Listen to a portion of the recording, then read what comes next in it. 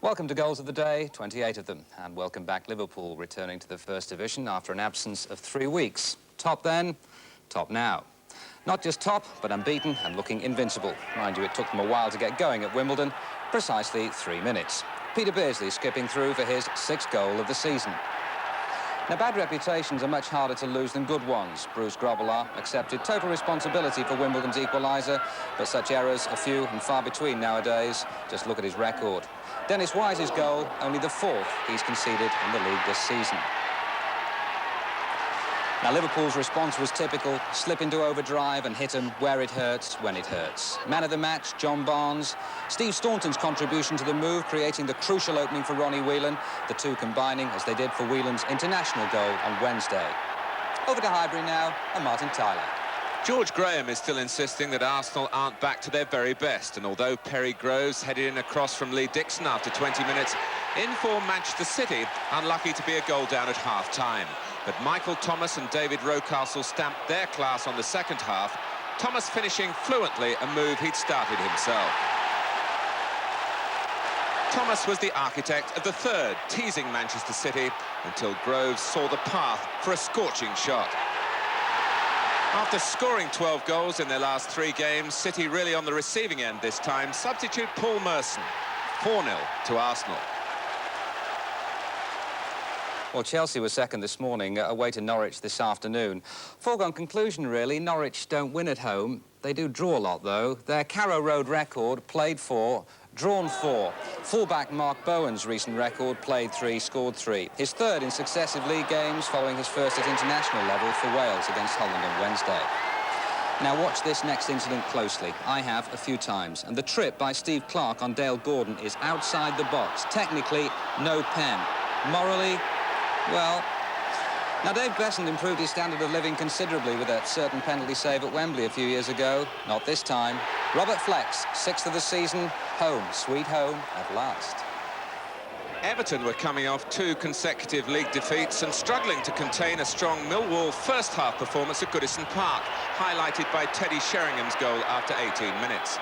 Tony Cottee recalled by Everton, and his desire to make an impression, a major contribution to an equaliser fouled by Alan McCleary 6 minutes after half-time. Kevin Sheedy had missed his previous penalty against Manchester United. He didn't miss here. Millwall looked good value for a 1-1 draw, and they were 4 minutes away from it when Mike Newell went looking for a win bonus. And Norman Whiteside stormed in to clinch it. Everton flattered perhaps, but back up to 4th place.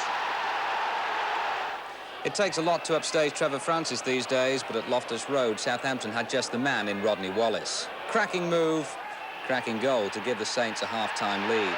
Now, Rangers' defence hardly existed as a unit once Paul Parker limped off. Paul Rideout turning Alan McDonald. Big Mac had no alternative, really, but to panic. Matthew Le Tissier succeeding from the spot. Earlier, Rangers had missed one, Tim Flowers saving from Paul Wright. The Rangers, with only 2 home goals all season, now needed to double that tally for a point. Leading by example, Trevor Francis, his 5th goal in 4 games. But just a minor setback for Southampton, who arrived at Loftus Road with a 7-game unbeaten run. That confidence personified by Rod Wallace's cunning and Alan Shearer's brilliant finish. Just before the end, with time and space to do pretty much as they please, really, Hot Rod had the final say. They don't breed big uns in the Wallace family, but they're good uns, all right. Coventry City had a 100% record at Highfield Road, but Nottingham Forest made a mess of that. Gary Crosby with his 3rd goal in 5 games, beyond even the prodigious reach of Steve Ogrizovic. That was 9 minutes before half-time. In the second half, Coventry confusion. Brian Rice making sure of Forest's first away win of the season.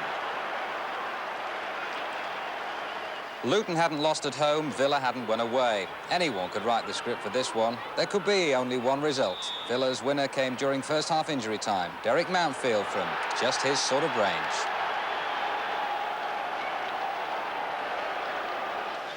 At the baseball ground, Alan Pardew did what Poland failed to do, score past Peter Shilton. Crystal Palace a goal to the good against Derby after 22 minutes. A lead they lost within a minute of the restart. Paul Goddard cruising through a defence still caught up in the celebrations at the other end. In first half injury time, Dean Saunders had been stopped unfairly by Jeff Thomas. Saunders handed out his own punishment with the penalty.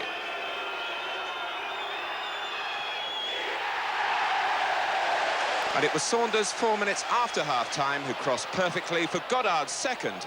Derby 3, Crystal Palace 1.